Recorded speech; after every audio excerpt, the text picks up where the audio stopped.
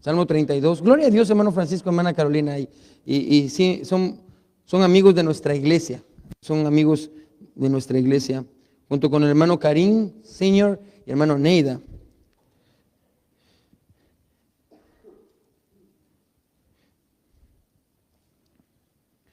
Amén. Gracias una vez más por la música, por todo, hermanos. Es una bendición tenerlos con nosotros.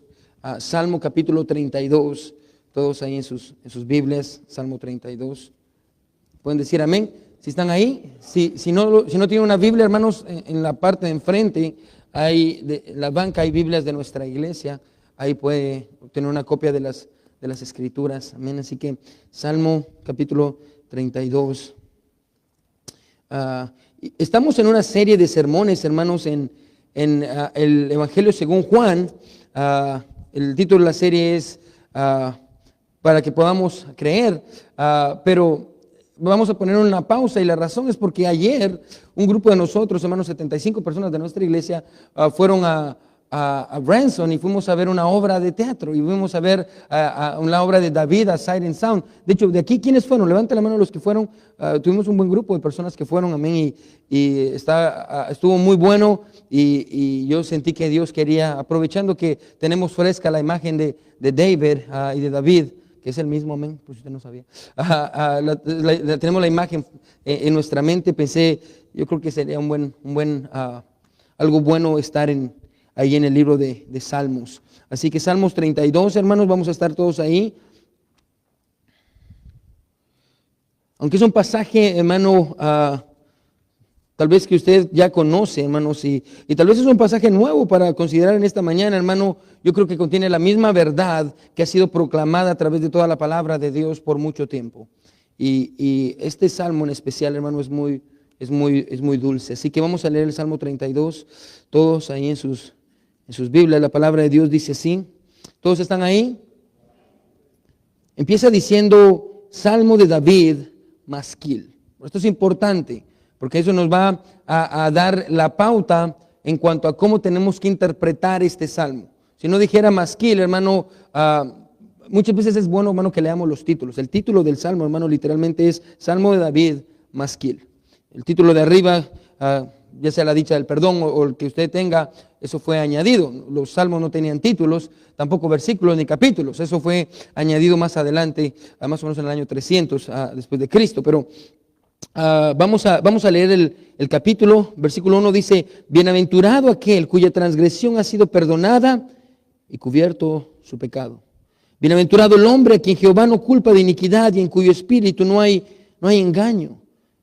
Y ahora va a empezar a darnos su testimonio. Y dice: mientras callé, se envejecieron mis huesos en mi gemir todo el día, porque de día y de noche se agravó sobre mí tu mano, se volvió mi verdor en sequedades de verano. Selah. Mi pecado te declaré y no encubrí mi iniquidad. Dije: confesaré mis transgresiones a Jehová, y tú perdonaste la maldad de mi pecado. Selah. Por esto orará a ti todo santo en el tiempo en que pueda ser hallado. Ciertamente la inundación de muchas aguas no llegarán estas a él. Tú eres mi refugio, me guardarás de la angustia. Con cánticos de liberación me rodearás. Selah. Te haré entender y te enseñaré el camino en que debes andar. Sobre ti fijaré mis ojos. No seáis como el caballo o como el mulo, sin entendimiento, que han de ser sujetados con cabestro y con freno, porque si no, no se acercan a ti. Muchos dolores habrá para el impío, mas el que espera en Jehová le rodeará la misericordia. Alegraos en Jehová y gozaos justos, y cantad con júbilo todos vosotros los rectos de corazón. Hermano, vamos a considerar el pasaje. Y yo creo que usted entiende el contexto. David acaba de ser confrontado por Natán. En la escuela dominical vimos, hermanos, el mensaje tan poderoso de Natán, y cómo Natán creó una imagen, convirtió esa imagen en un espejo y después en una ventana. Le animo que escuche esa enseñanza en la escuela dominical. Le va a ayudar a entender a Natán y el mensaje que le da David. Pero en el contexto, David ha caído en adulterio con Betsabé, ha matado a Urías, su mejor amigo, y ha mandado a traer a Betsabé para vivir con él. Dios se enoja en el último versículo del capítulo 11 de 2 Samuel, y manda a Natán a confrontarlo, y cuando Natán lo confronta y le dice: hey David, ese hombre eres tú eres el hombre que hizo una cosa horrible y tú le quitaste esta ovejita al hombre que solo tenía una. Y David cae al suelo y dice: yo he pecado contra Jehová, y ahí escribe el Salmo 51, que todos lo conocemos muy bien, y el Salmo 32. Ahora, el Salmo 51 es un poquito general. En el Salmo 32 miramos el arrepentimiento de David de una manera muy profunda. Y lo que encontramos es esto: es que David está mostrándonos aquí el gozo de ser encontrado. El gozo de ser encontrado. He was found. Él estaba perdido, pero en este momento él fue encontrado. Y vamos a meditar en este pasaje, hermanos. Hoy quiero predicar bajo ese título: el gozo de ser encontrado. Vamos a orar, iglesia. Padre que estás en el cielo, me escondo detrás de tu cruz para que tu nombre sea enaltecido y no yo, Señor. Te pido que tú puedas usar este sermón, mi Dios, y el ejemplo de David, no necesariamente para que no cometamos los errores de David, mi Dios, sino para que podamos tener el corazón de David, un corazón que se arrepiente. Ayúdanos a entender, Señor, que el creyente es rápido para arrepentirse. Un verdadero creyente maduro, Señor, viene contigo y confiesa. Mi Dios, ayúdanos a todos nosotros a venir delante de ti, porque todos nosotros somos David. Todos en este cuarto somos David. Señor, aquí están mis panes y mis peces, esperando que tú los multipliques, Señor. Mío, debajo de la poderosa mano de Dios. En el nombre de Jesús oramos. Amén y amén. Pueden sentarse, iglesia.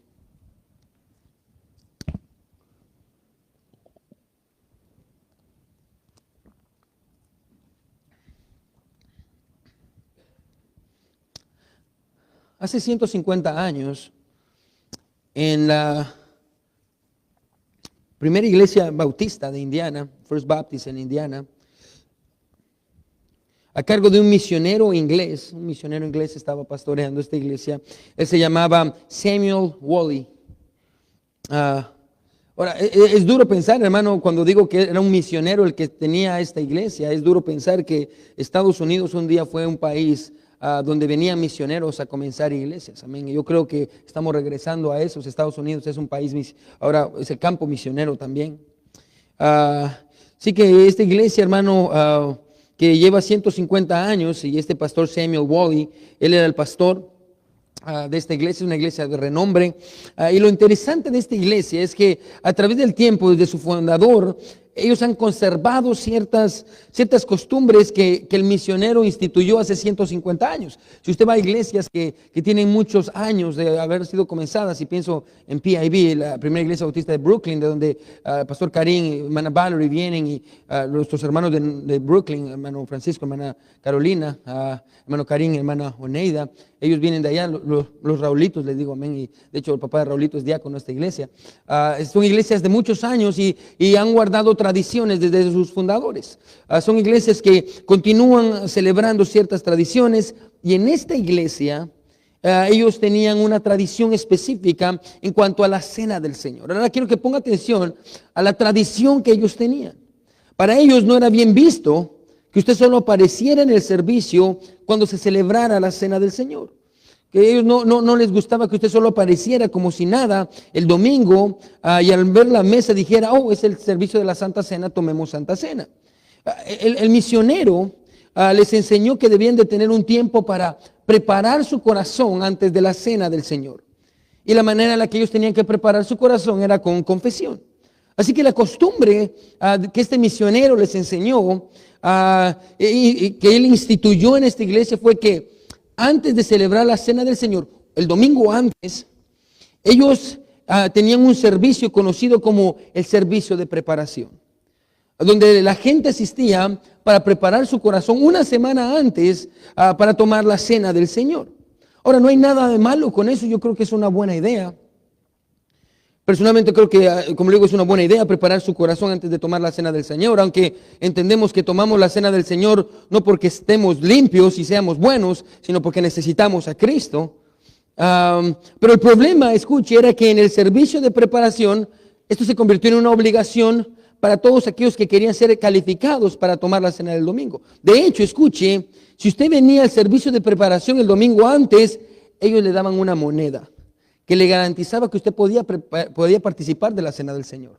Básicamente lo que hacían era esto. Usted venía al servicio de preparación y las personas que llegaban ese domingo y se preparaban y confesaban, recibían una moneda, y con esa moneda, el siguiente domingo, usted podía tomar la cena del Señor. Y en esencia, incluso pareciera, hermano, que eso era necesario. De alguna manera, usted necesitaba ganarse el privilegio de tomar la cena del Señor. Necesitaba merecerla. Peor aún, pareciera que, escuche, usted necesitaba, ponga atención, calificar para poder participar del perdón gratuito de Dios.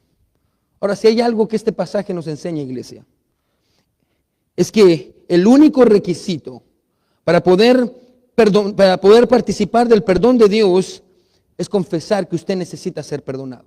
Es lo único que necesita. Lo único que usted necesita para poder obtener el perdón de Dios es confesar y decir que usted necesita ser perdonado. Y es lo que vamos a ver en el pasaje que está delante de nosotros. Ahora, el libro de Salmos es un compendio, hermano, de 150 cánticos espirituales. Cada uno fue inspirado por alguna situación en la vida del escritor que lo llevó a escribir dicho salmo. Eso quiere decir que los salmos no solo nos narran cánticos espirituales, nos muestran de cierta manera el corazón del escritor, ya sea porque estaba pasando por una etapa de dolor, o por una etapa de felicidad, o de arrepentimiento, como este salmo, o por una etapa de incertidumbre sin saber si Dios iba a contestar o no, o por una etapa de alabanza por lo que Dios había hecho. Bueno, cada salmo es diferente, pero cada uno refleja lo mismo, el corazón del escritor. O sea, es necesario, hermano, que cuando estemos considerando un salmo, entendamos quién lo escribió y por qué lo escribió, y qué es lo que está pasando en el corazón del autor. Ahora, el Salmo 32 se encuentra dentro de la colección, hermano, de 7 salmos escritos por David, que llamamos los salmos de penitencia. Salmos de penitencia, ahora los cuales fueron escritos por el rey David, como vimos antes, en uno de los peores momentos de su vida. Fue cuando cayó en adulterio con Betsabé, y cuando mandó a matar a Urías y tomó a Betsabé como su esposa, intentando llevarse la gloria a expensas de algo atroz que había cometido. Usted puede leer la historia en 2 Samuel 11.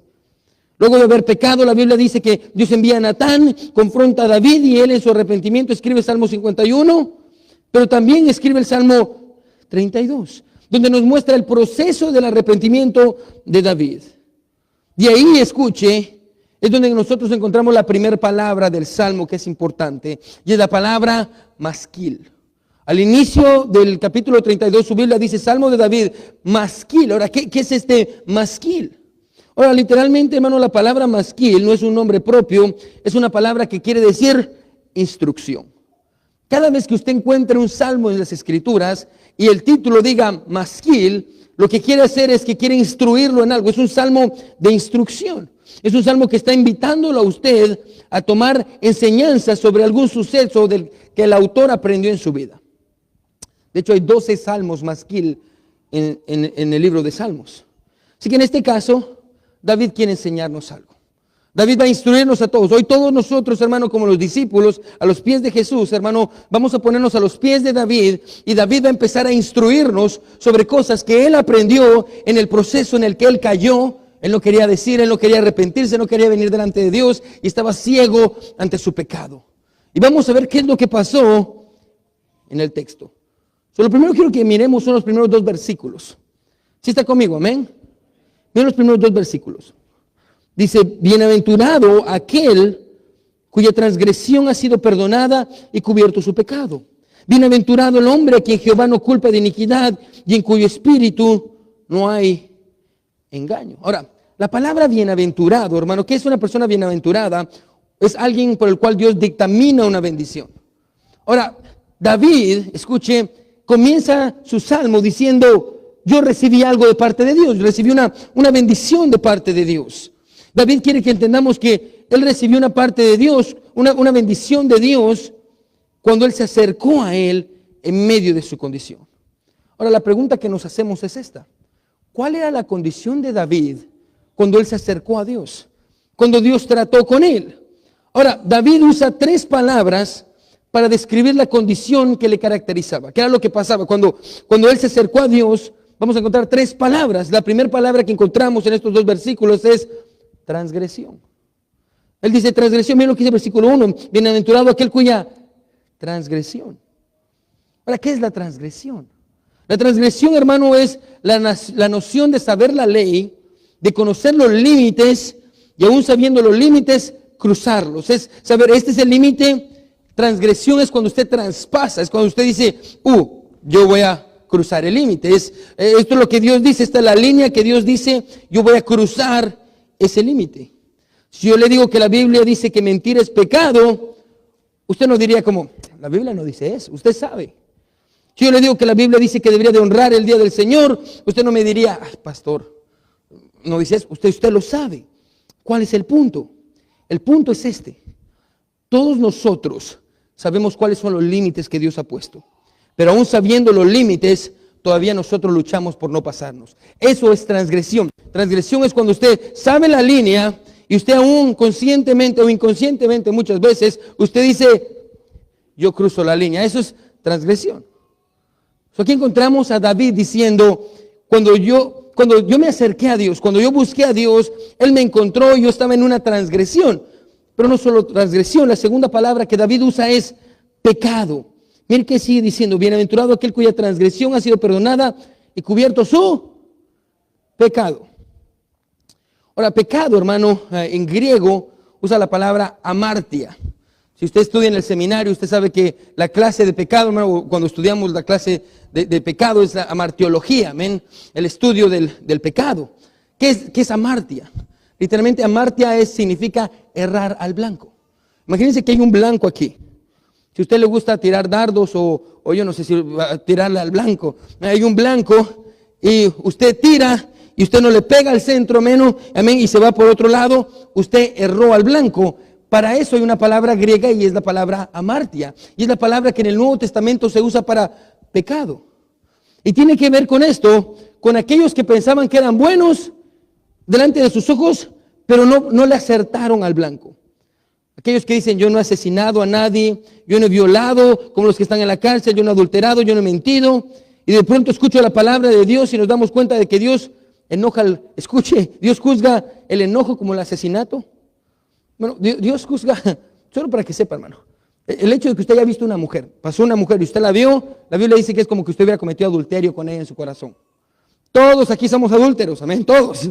Si usted vio un hombre y lo codició, usted vio un hombre en la televisión y usted dijo, ¡ay, qué guapo está ese hombre! Y lo codició, la Biblia dice que usted adulteró con él. ¿Se da cuenta, hermano? Amartia es esto, es cuando nosotros pensamos que somos buenos, pero miramos la ley de Dios y nos damos cuenta que no llegamos a la ley de Dios. Eso es amartia, es errar al blanco. Usted falló en lo que debería de ser, usted erró al blanco. David dice esto. Primero David dice, cuando Dios me encontró, yo traspasé la línea, amén. Soy un transgresor, hice una transgresión. Yo pensaba que era bueno, pero cometí un pecado, yo erré al blanco. Yo me doy cuenta de lo que hice. Así que David, póngame atención, vamos a un punto con esto, iglesia. David dice, Dios me encontró en esta situación. Yo recibí una bendición cuando yo yo había transgredido la ley, yo había pecado, y hay una palabra más que usa y es iniquidad. Versículo número 2. Bienaventurado el hombre a quien Jehová no culpa de iniquidad. Ahora, la iniquidad tiene que ver con lo que está dentro de nuestro corazón. Tiene que ver con aquello que solo Dios puede ver. Y la palabra no solo se refiere a los malos pensamientos o a los deseos incorrectos. La palabra se refiere a sus motivos, a sus deseos, a sus impulsos.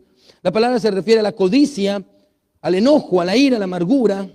La palabra se refiere a todo aquello que nadie más sabe, pero el Espíritu de Dios ve claramente y guarda el récord. Ahora, mírenme aquí. Estas tres palabras caracterizaban la condición de David antes de venir a Dios. David dice, esto es lo que yo era antes de confesar. Yo era un transgresor, era un pecador, era alguien inicuo. Estas tres palabras describen cómo David estaba. David conocía los límites de Dios y los traspasó. Su transgresión. David falló en vivir la vida que Dios tenía preparada para él. Lo vimos en escuela dominical cuando Dios le dice a David a través de Natán, te he dado todo esto y te hubiera dado mucho más. Qué dolor. Bueno, el luto de una vida futura que nunca vamos a tener. David tenía pecado en lo más profundo de su ser que solo el Espíritu Santo le podía mostrar. Esa era la condición, escuche, de David cuando vino delante de Dios. Y ahí cuando vino delante de Dios, Dios le dio una bendición. Esa era su condición. Él era un transgresor, él era un pecador, era un inicuo. Y ahí él vino delante de Dios y Dios le dio una bendición. ¿Cuál fue la bendición? David nos describe la bendición que recibió. David dice esto, quiero que me siga. Para mis transgresiones hubo perdón. Cuando yo traspasé la ley de Dios, del otro lado encontré perdón. Y para mi pecado, dice David, encontré que fue cubierto. ¿Qué quiere decir eso? Que alguien más tomó mi pecado, alguien más recibió el castigo y la vergüenza por mi pecado. Mi pecado fue cubierto por su sangre en la cruz del Calvario. Lo vimos en la escuela dominical, cuando Natán se acerca a David. De hecho, vaya conmigo, hermano, aparte de su lugar, quiero enseñárselo. Vaya conmigo, hermano, bien rápido, a 2 Samuel, capítulo 12. 2 Samuel 12. Quiero que mire bien rápido. Versículo 13, capítulo 2 Samuel. Si no está ahí, hermano, se lo voy a leer.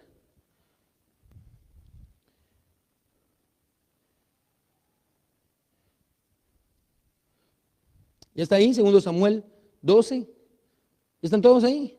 Yo solo voy a leer el versículo 13. Aquí encontramos que Natán confronta a David y mire lo que dice. Versículo 13. Entonces dijo David a Natán, pequé contra Jehová.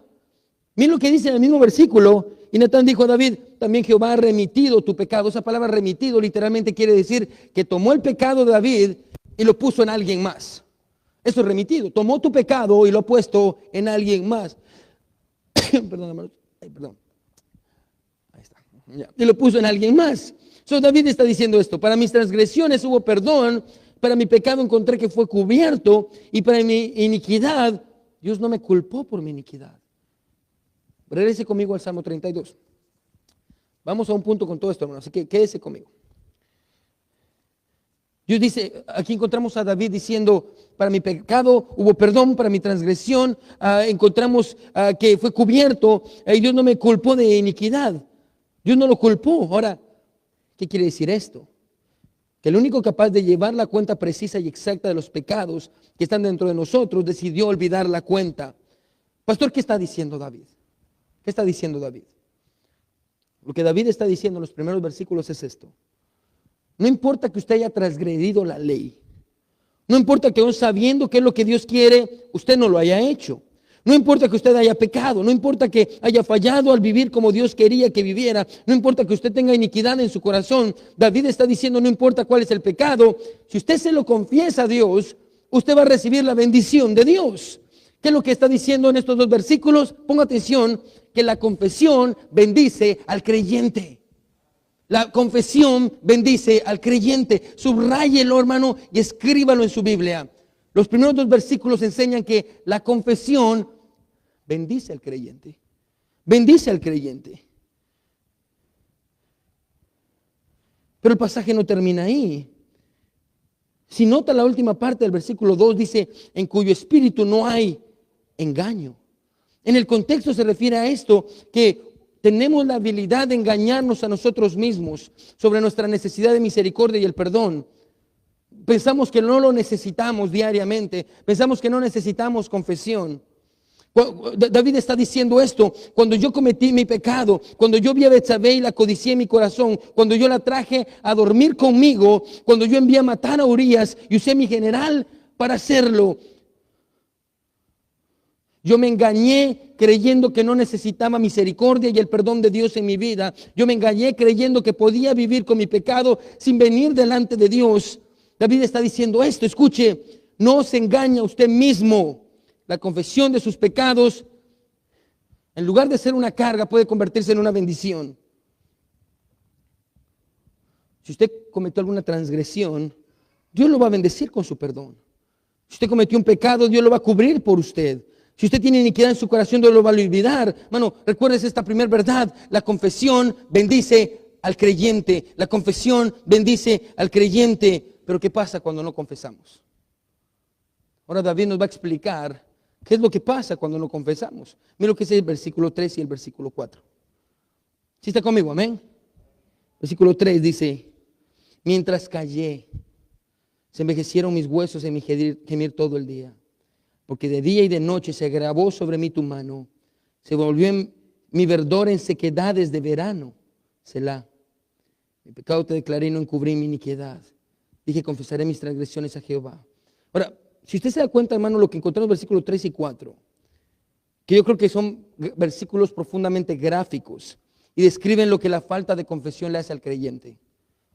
David dice, mientras callé, mis huesos se envejecieron. En otras palabras, David dice, perdí mi fuerza. De día y de noche tu mano se agravó sobre mí. En otras palabras, mi conciencia no me dejaba en paz y la sentía tan pesada como si fuera tu mano cargándome. ¿Qué está describiendo David, iglesia? Lo que David está describiendo es una vida sin sueño, llena de remordimiento, una vida donde usted no puede comer por la miseria que lleva en su corazón, una vida donde, escuche, lo que parecía antes estar vivo, ahora está muerto. David está diciendo, escuche, lo que aprendí es esto y lo que quiero enseñarles es esto. Es que la la confesión bendice al creyente, pero la falta de confesión lo enferma. Bueno, miren lo que David nos está enseñando, escríbalo en su Biblia. La falta de confesión enferma al creyente. La confesión lo bendice, la falta de confesión lo enferma. Lo enferma al punto de perder el sueño, al punto de perder la fuerza, perder el gozo en su vida. Por eso en el Salmo 51 David dice, crea en mí, oh Dios, un corazón nuevo, devuélveme el gozo de tu salvación. Lo enferma al punto de perder el gozo, de sentir miseria, de sentir dolor. Y tal vez usted dice, pastor, mi pecado no es del de asesinato, adulterio como David. Tal vez su pecado es la ira, o la falta de perdón, o la pornografía, o el desánimo, o la mentira, o la codicia, o está acusando a personas injustamente, o los malos pensamientos, o chismes. No importa cuál es su pecado en esta mañana, el punto del pasaje es que la falta de confesión en su vida lo va a parar enfermando física y espiritualmente. Recuerde la verdad, lo que David está diciendo es esto: confesión bendice al creyente, pero la ausencia de confesión lo enferma. Lo enferma. Incluso podríamos ponerlo de esta manera: la falta de confesión en nuestras vidas le pone una pausa a la gracia de Dios. Esto es importante, iglesia. La falta de confesión en nuestras vidas le pone una pausa a la gracia de Dios. Y antes de que continuemos, quiero que analicemos una palabra al final del versículo 4. Mira el versículo 4 cómo termina. Dice, porque de día y de noche se agravó sobre mí tu mano, se volvió mi verdor en sequedades de verano. Y después dice, Selah. ¿Qué es la palabra Selah? Ahora, esta palabra sucede 3 veces en el Salmo. ¿Y cuál es la función de la palabra Selah? Ahora, la función en este Salmo es muy sencilla, escuche. Esta palabra nos indica que debemos hacer una pausa cuando aparece para meditar en las palabras que hemos escuchado. Pero no solo es una pausa colocada en cualquier lugar en el Salmo, es una pausa colocada para dividirlo en 3 temas. Es una pausa que usaba el autor para dividir los temas. La primera parte nos habla acerca de la respuesta humana a la confesión. La segunda parte nos habla sobre la reacción de Dios y la última parte sobre la instrucción de Dios. Primero en voz humana, luego en voz divina. Así que la palabra Selah, escuche, esto nos va a ayudar, está marcando los temas del Salmo para nosotros con una pausa. Nos está diciendo, este es el primer tema, Selah. Segundo tema, Selah. Tercer tema, Selah. Pero hay algo interesante en la estructura del Salmo. Lo interesante es esto, es que hay un versículo donde la palabra Selah no aplica. No está bien. Dice el versículo 5. Miren lo que dice del versículo 4 al versículo 5. Dice el versículo 5, mi pecado te declaré y no encubrí mi iniquidad. Dije, confesaré mis transgresiones a Jehová. Está hablando de confesión. Y en el mismo versículo, hermano, ni siquiera es un punto. Si usted mira, es una coma. Es un punto y coma y dice, y tú perdonaste la maldad de mi pecado, Selah. ¿Sabe qué es lo maravilloso de este versículo? Lo maravilloso en el versículo es que hay 2 temas en el mismo versículo: la confesión y el perdón. La confesión del hombre y la respuesta de Dios a su confesión. Pero esto no es lo maravilloso es que no hay un Selah en medio de los 2 temas como debería de ir. No hay un Selah, no hay algo que divida los 2 temas. ¿Qué quiere decir eso? Ponga atención. que no hay una pausa en medio de la confesión y el perdón de Dios. No hay pausa. Iglesia, ponga atención. El punto de este salmo es este. Cuando usted le confiesa a Dios su pecado, inmediatamente, sin pausa, Dios le da su perdón. Dios le da su perdón. Bueno, no hay pausa en el Salvador. Es lo que David dice. En el momento en el que yo confesé mi pecado, en ese momento no hubo un Selah, no hubo una pausa. En el momento en el que yo confesé mi pecado, en ese momento automáticamente tuve el perdón. Quiero que escuchen. En el momento en el que usted se acerca a Dios diciendo, Señor, yo sabía cuál era la línea y la traspasé. Señor, yo pensaba que yo era muy bueno y me doy cuenta que soy muy malo. Señor, toda la maldad que hay dentro de mí, en el momento en el que usted se acerca a Dios diciendo, Dios, yo te he fallado. Yo he pisoteado tu nombre con la manera en la que vivo. Yo he lastimado a los que más amo. Mi Señor, tú me has dado tanto y yo te he pagado tan mal. Mi Dios, yo he traspasado tus límites. He pecado en contra de ti. Mi Dios, yo tengo iniquidad en mi corazón. Mi Dios, perdóname. En el momento, escuchen, en el que usted viene a Dios, en ese momento en el que nosotros le fallamos como hombres, Él nos perdona como Dios. En ese momento en el que nosotros fallamos como hombres, Él nos perdona como Dios. No hay pausa en el Salvador. Hace varios años leí un libro que se llama El Dios psicópata, de Adolfo Hitler. Me encanta leer sobre Adolfo Hitler, no me pregunte por qué. Pero el escritor, yo creo que es de las mejores ilustraciones que yo he leído. El escritor del libro se llama Simon Vincent. Él es un judío, cazador de nazis en Austria, quien sobrevivió al Holocausto. Él cuenta que en cierta ocasión él estaba en uno de los campos de muerte nazis. Él había sido asignado para ser enfermero y ayudar a todos estos hombres que estaban sufriendo enfermedades. Y mientras que él estaba haciendo su trabajo, cierto día entró al cuarto de uno de los hombres que estaban ahí y se encontró con un soldado nazi que estaba en la cama. El soldado se había quemado por accidente y ahora estaba muriendo. Era un soldado nazi. Mientras Simon Vincent entró al cuarto y lo vio lleno de vendas, gimiendo de dolor, se acercó a él para limpiar el cuarto, limpiar sus heridas, cambiar sus vendas. Se acerca, el hombre está ahí, recuerda, es un soldado que no es nazi. Simon Vincent, él es un judío. Así que se acerca, empieza a cambiar sus vendas y escucha al hombre en la cama que está hablando y está diciendo palabras. Recuerde, el hombre está con vendas por todo el cuerpo, solo tiene agujeros en sus ojos y en su boca, solo puede respirar, ver y comer. Y de pronto, cuando este hombre le está cambiando las vendas, el nazi lo toma fuerte de los brazos y le dice: tú eres un judío, tú eres un judío. Él lo ve y le dice: sí. El nazi, que está muriendo, sufriendo, todo quemado, le dice: yo necesito a un judío.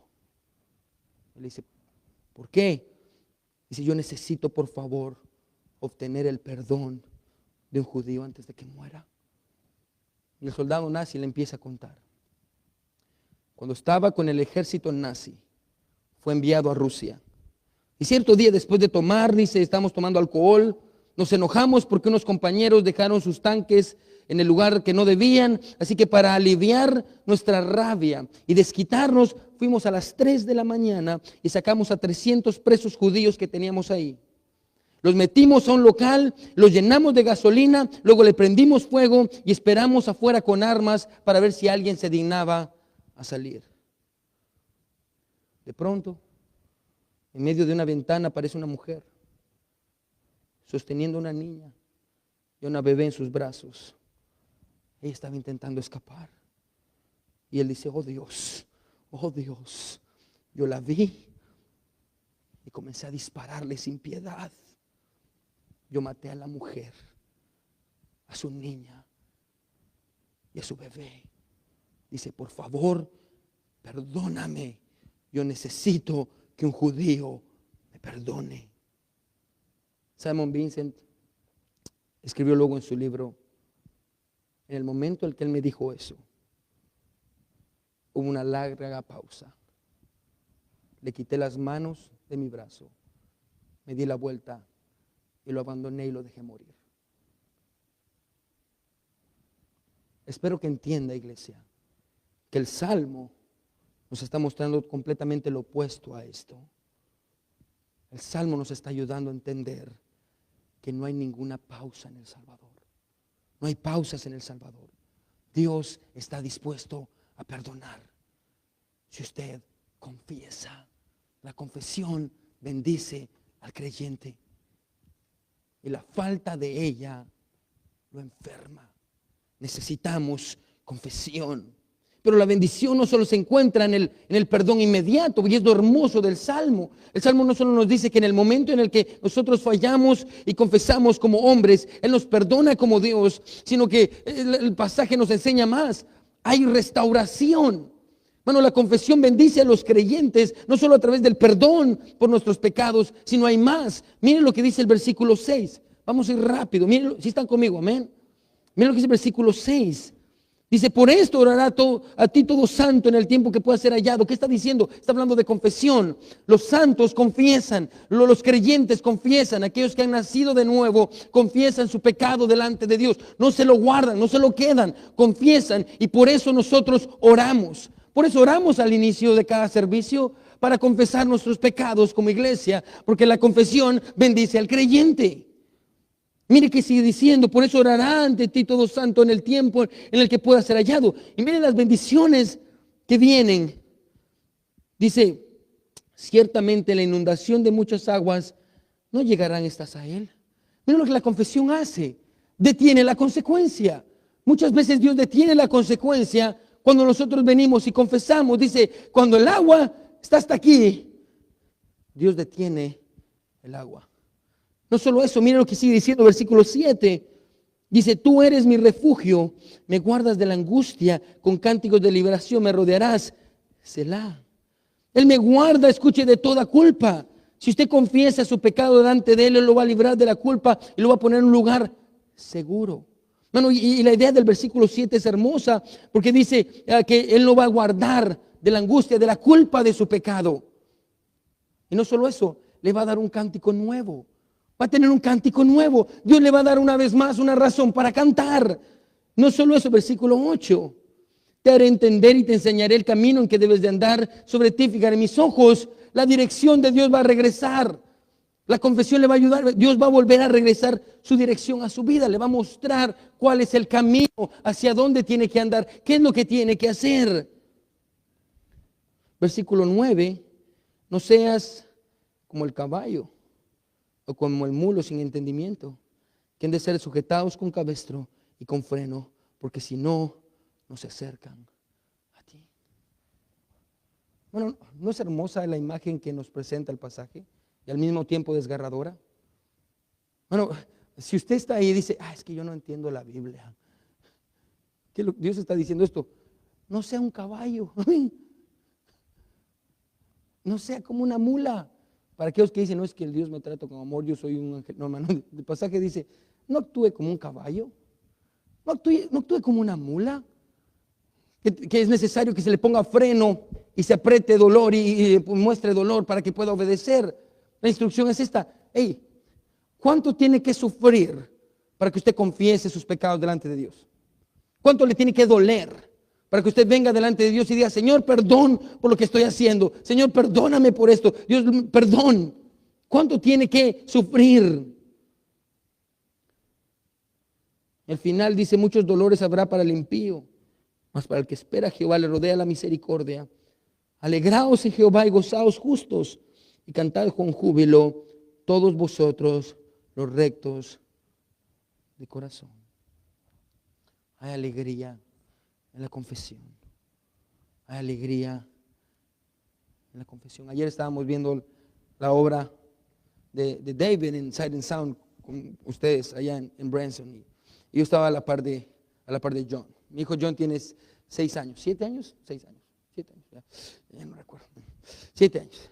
Mi hijo John tiene 7 años y estaba de este lado y me encanta, hermanos, porque estamos orando para que él venga a Cristo y él todavía no ha venido al conocimiento de Jesucristo como su Salvador y está luchando con muchas cosas y yo estaba orando para que Dios pudiera preparar su corazón y que Dios pudiera usar la obra para animarlo y yo creo que Dios lo hizo.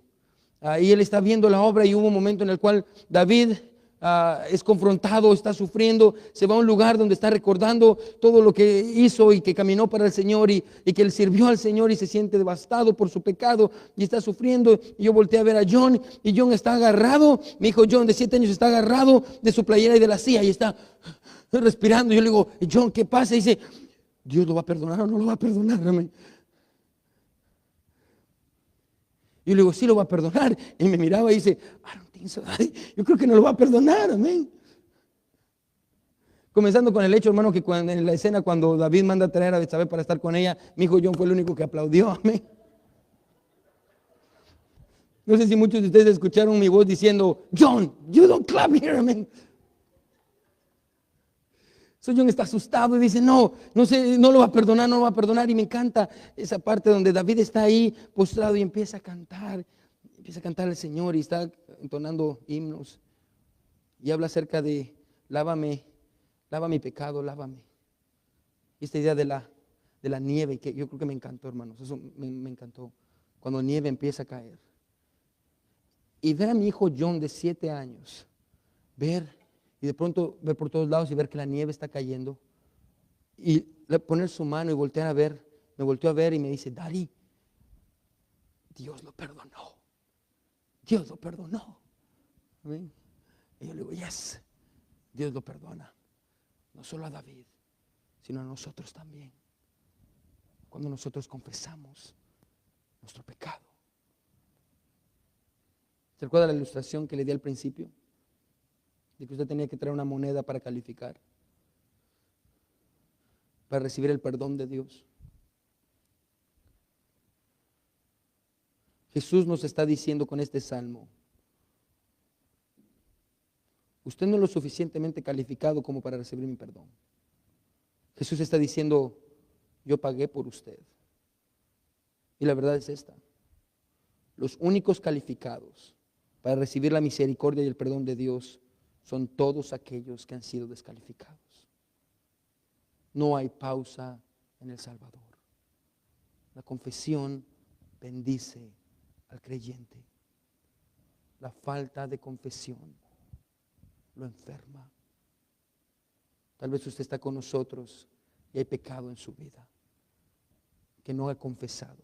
No a su hermano, no a su hermana, no a su esposo, no a su esposa, que no le ha confesado a su Dios. Y usted lleva mucho tiempo sin confesar. Lleva muchos años sin venir delante de Él. Y está luchando, está sufriendo. Hoy es un buen día para que usted venga, se postre delante de Dios y le diga, Señor, yo también he pecado, Señor. Yo no he hecho lo que es justo delante de ti.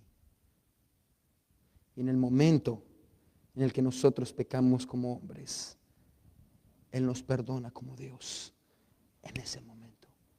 Que el Señor bendiga su palabra, iglesia. Todos con sus ojos cerrados y cabeza inclinada.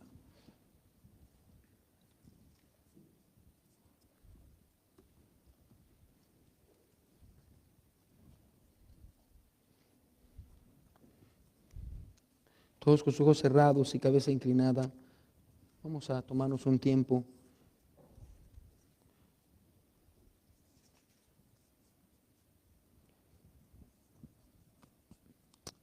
Todos con sus ojos cerrados y cabeza inclinada. Tal vez usted está aquí en esta hora y usted dice, yo tengo pecado en mi vida, pastor. Yo estoy haciendo lo que no le gusta a Dios. Dios lo sabe, pero necesita escucharlo de usted.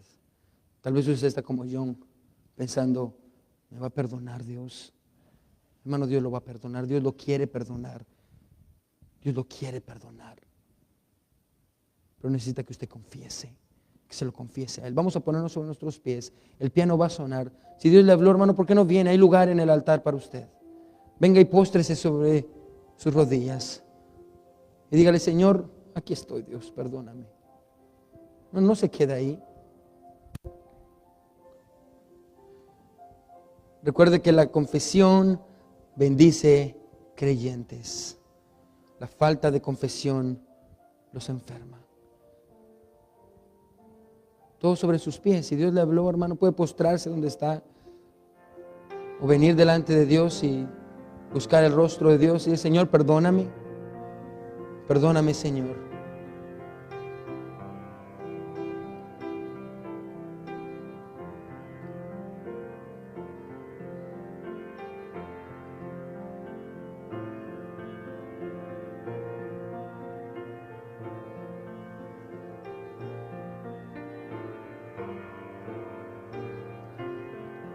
Bueno, eso es un buen momento para confesar. Dios le está dando la oportunidad.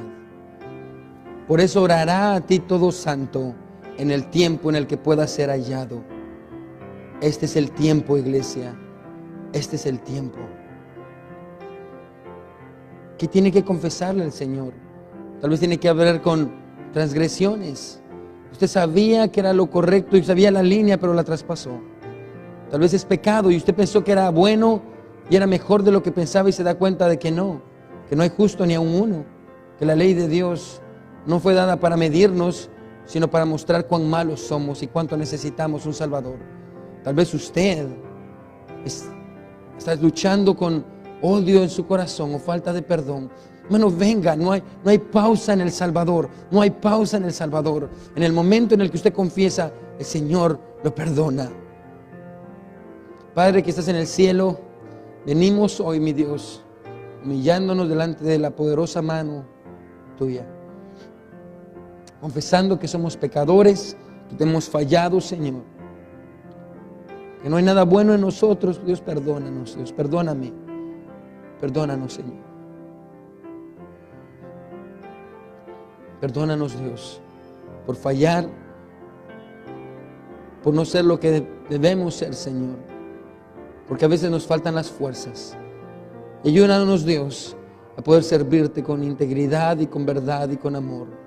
Te alabamos, oh Dios, porque tú eres bueno. Perdónanos, oh Dios, y gracias por la instrucción del Salmo 32. En el nombre de Jesús oramos. Amén y amén.